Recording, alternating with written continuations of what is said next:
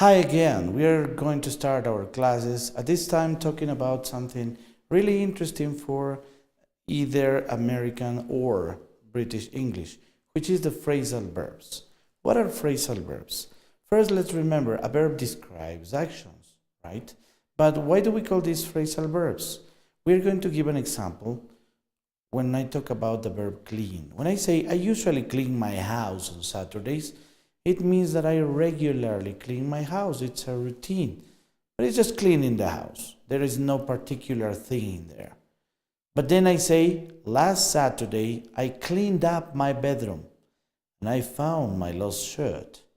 What it means that it was an exhaustive cleaning, more than the regular. Probably I moved furniture, I picked up some toys, I moved a rug, and I found my lost shirt. But then I am going to use this month, I haven't cleaned off the house. There are tons of things we have to remove.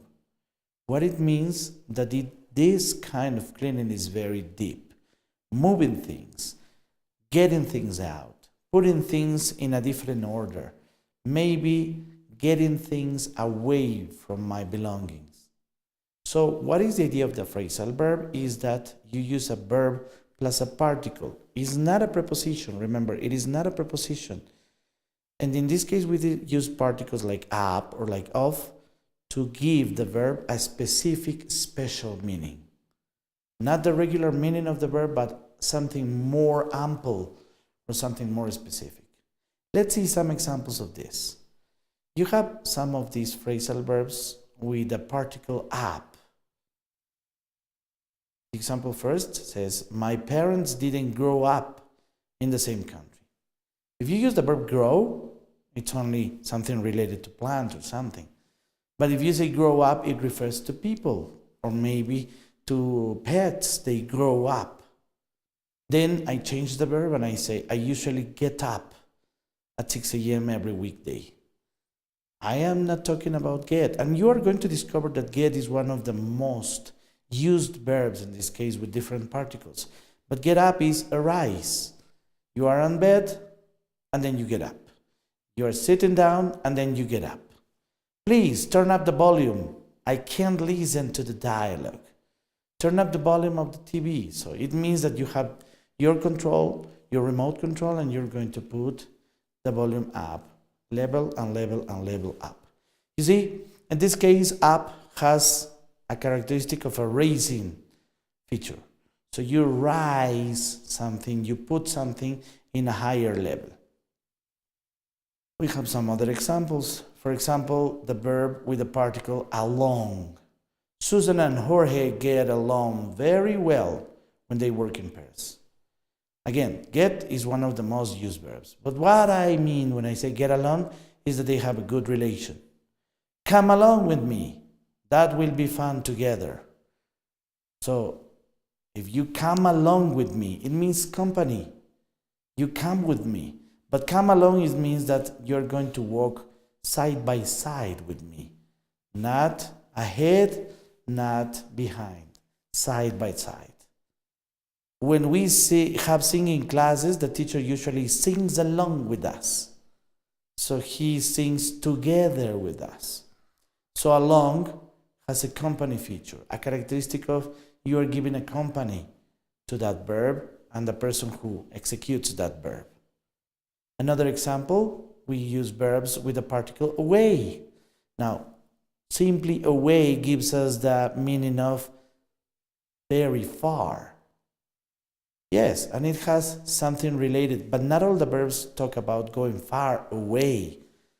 Maybe we talk about some distance feature, but in some cases they have a particular different meaning.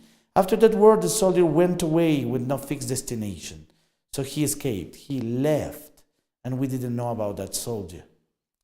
Put away your toys, they are all over the floor.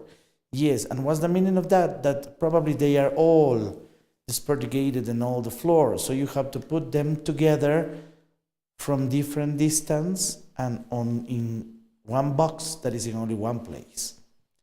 My mom told us to stay away from the fence because of the neighbor's door. So we have to stay away, to keep distance from the fence because my neighbor's door may be dangerous. So you have another example. Away is talking about certain distance or related to certain distance. We have some other verb with a particle back. It says, we got back from that trip once we visited the museum. Back, return.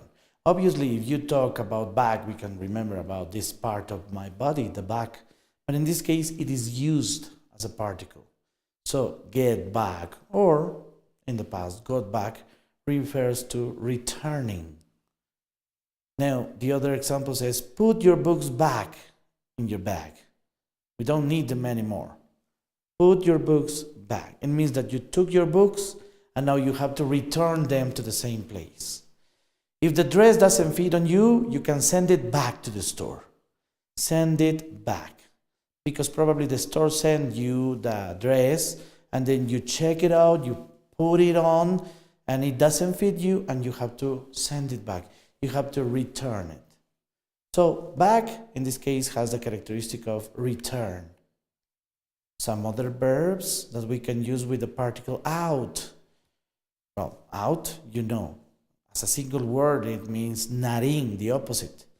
But when we use it with verbs, you get a different meaning. Before you enter the room, put out your cigarette, please. It doesn't mean that you're going to take your cigarette and put it out of the room. No. It means that you have to extinguish the fire. It works with fire. Put out. I want to find out who took that photo. Probably somebody took a photo of me, but I don't know who, so I want to find out. I want to discover. That idea worked out in order to solve that problem, but it doesn't work out for every problem. What it means that in this case, I need to know what idea functioned, because it doesn't function for all the problems that I am trying to solve. Out is similar not to stay out, but stay out of place, not in place, or when you want to fix something. Let's go for the other example. The other examples are when you use the verb, the particle, and one preposition. And the usual preposition is with. Of course, you have some others. You can say, for example, we get along very well in school. This is something that the two people have in common. I get along with you very well in school. But probably you don't get along well with me. So this is only one way. My mother usually goes out on Saturdays. This is something that she does alone. My mother usually goes out with my father on Saturday. Now you are adding somebody else to the action. You must get out. So I am telling you to get out of the place. But then you say, we must get out of this place. Now you are emphasizing that you must get out of one specific place.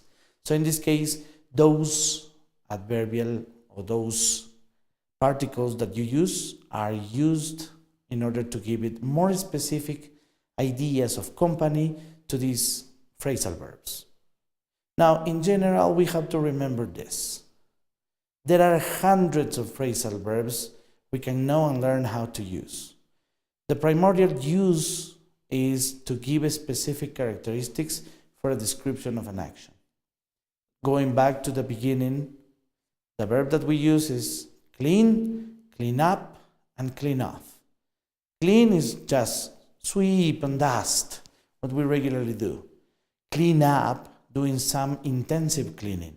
And clean off is clean it from every waste, in deep, and probably moving some things.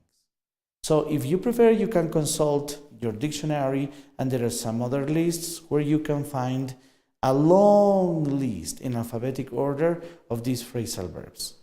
But you have to remember, these are for specific uses and for specific conditions in the case of actions. Thank you very much.